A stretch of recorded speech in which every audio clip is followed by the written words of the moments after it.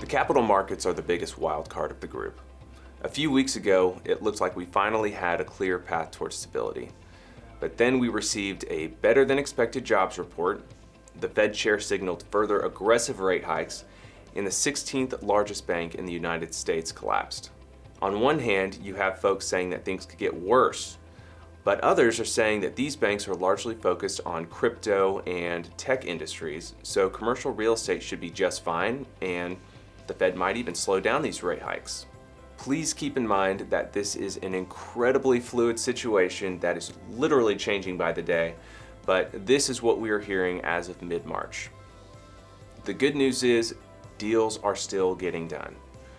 Now, one could argue that the uncertainty we are seeing will lead to more conservative lending practices and a flight to safety, but fortunately, especially in the commercial real estate world, you really can't get more reliable than self-storage as an asset class and the major Texas metros specifically.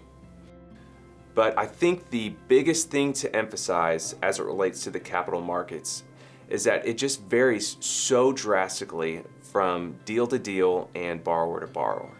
With lenders being a lot more picky today than they were 9 to 12 months ago, we're not only seeing higher interest rates, but also lower leverage being offered. So buyers are having to come to the table with more equity.